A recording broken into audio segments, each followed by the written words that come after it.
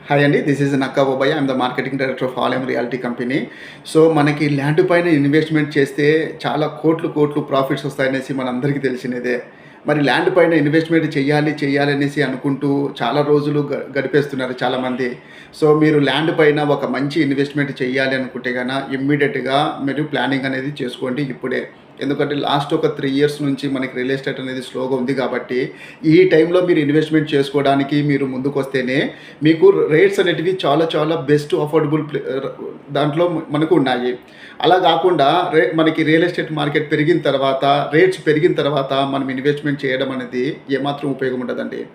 So, మనం భూమిపైన మనం ఒక 20,00,000 మనము భూమిపైన ఇన్వెస్ట్‌మెంట్ చేసినామంటే ఒక 5 ఇయర్స్‌లోనే, ఒక 10 ఇయర్స్‌లోనే ఇదే 20,00,000 మనకి 2,00,00,000 కావచ్చు, 12,00,00,000 కావచ్చు, 20,00,00,000 పైన కూడా కావచ్చు.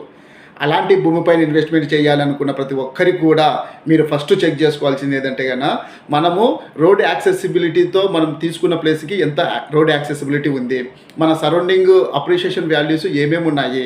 అంటే మనకి హ్యూజ్ మార్జిన్‌లో ప్రాఫిట్స్ రావాలంటే ఏమేం ఫ్యాక్టర్స్ మనకున్నాయి. లీగాలిటీ ప్రకారంగా, డాక్యుమెంటేషన్ ప్రకారంగా, రిజిస్ట్రేషన్ ప్రకారంగా ఒక మంచి బ్రాండెడ్ కంపెనీ సపోర్ట్ ఉందా లేదా అనేది చూసుకోవాలి. దానితో పాటు ప్రైజెస్ కూడా మనకి చాలా రీజనబుల్ ప్రైజెస్ మనకు అందుబాటులో ఉండాలి. అలాంటి చోటనే మనము ఇన్వెస్ట్‌మెంట్ అనేది చేసుకోవాలి. అంతే తప్ప మనకు ఆల్రెడీ డెవలప్‌మెంట్స్ అయిన చోట మనం ఇన్వెస్ట్‌మెంట్ చేసుకోవడం వల్ల ఏమాత్రం ఉపయోగం అనేది ఉండదు.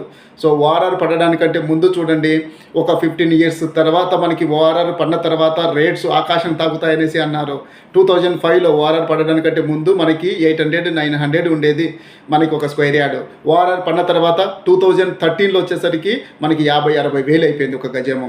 అదే 2025లో మనకు ఒక గజము మినిమము 2,00,000, 3,00,000, 4,00,000 ఒక గజం పడుతుంది.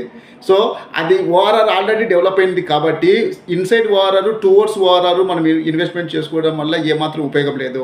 ఇప్పుడు ప్రపోజ్డ్ ట్రిపుల్ పడుతుంది అంటున్నారు. 2025లో అనౌన్స్‌మెంట్ చేశారు. అంటే వితిన్ ఒక 8 ఇయర్స్‌లో మనకి 2033లో మనకి ప్రపోజ్డ్ ట్రిపుల్ కంప్లీట్ కావడానికి ఛాన్సెస్ ఉంది.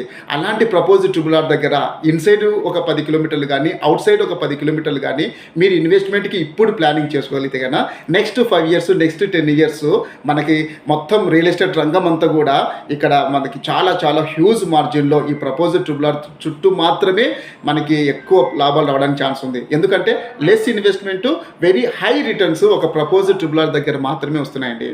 అలాంటి ప్రపోజ్డ్ ట్రిపుల్ దగ్గర ఒక గేటెడ్ కమ్యూనిటీ విల్లా ప్రాజెక్ట్లో మీరు ఒక 20 lakhs పెట్టి ఇన్వెస్ట్మెంట్ చేసుకోగలిగితే వితిన్ ఒక 5 ఇయర్స్కే మీకు మినిమం ఒక 2 కోట్లు కావచ్చు, 12 కోట్లు కావచ్చు, 20 కోట్లు కావచ్చు.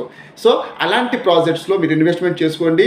సో, మనకి చాలా లాభాలు మనకి భూమి ద్వారా మాత్రమే మనకు వస్తున్నాయి. For more details please contact me. I will give full information. Thank you.